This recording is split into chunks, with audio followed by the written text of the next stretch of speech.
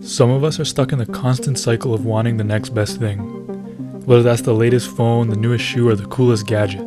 But no matter what we have in the present, the future is always filled with that next thing to chase. So there's a concept called buyer's remorse, defined as a feeling of regret experienced after making a purchase, typically one regarded as unnecessary or extravagant. Now in today's world, we are faced with tremendous amounts of choice in every single decision we make, whether that's what we're going to eat, or where we're going to shop, or what items we choose to interact with.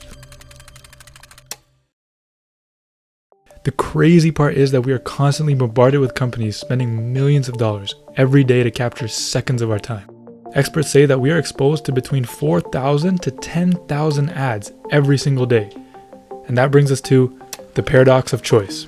This is a theory that basically talks about how the more choices we have in front of us, the more debilitating the decision-making process is because there are way too many alternatives to think about. In contrast, they say that when we are given fewer choices with more direct options, we make decisions faster, more effectively, and overall are more satisfied with the choice we make. But that's just not the world we live in. So this buyer's remorse comes from just that. No matter what we choose to spend our hard-earned money on, there will always be the next best thing, or the feeling that we should have gone with another option. There will always be the next best thing. So what's the trick? I mean, there's got to be some sort of shortcut or quick solution to not make you feel like this, right? Well, this is where things get a little complicated. So I'm not going to waste your time by giving you some fluff fixes that are easier said than done. I go through this issue myself, and let me tell you, it's starting to affect me. I'd get something new that I've been waiting for a very long time, and a few days later, my mind is already fixated on the new thing to chase. The next trend, the latest piece of tech, things that I know won't make me happy, but I feel an intense desire to have. Step 1 is to use what you bought for what you envisioned it for, and to be present in the moments that you do.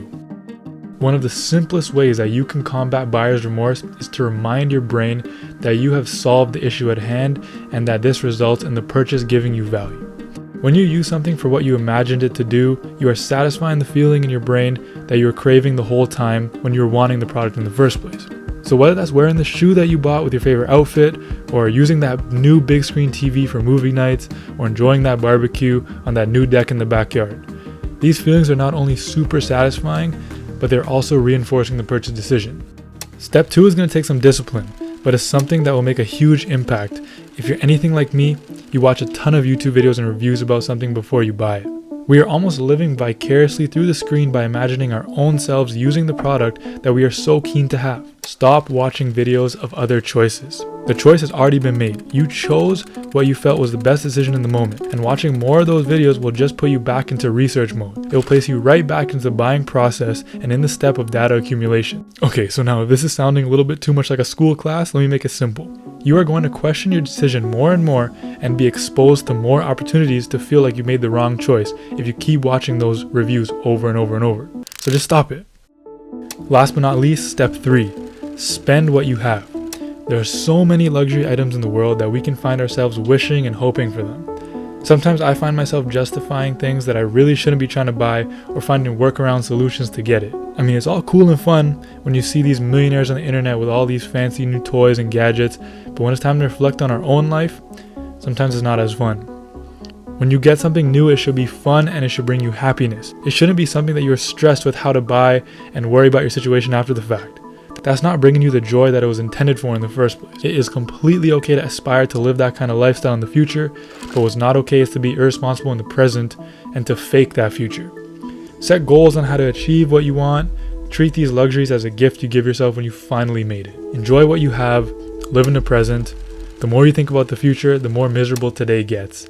That's something that you can control, even if it does take some actionable steps to change some of the habits that we built on over time. So there you go. Here's your guide to dealing with buyer's remorse and cognitive dissonance.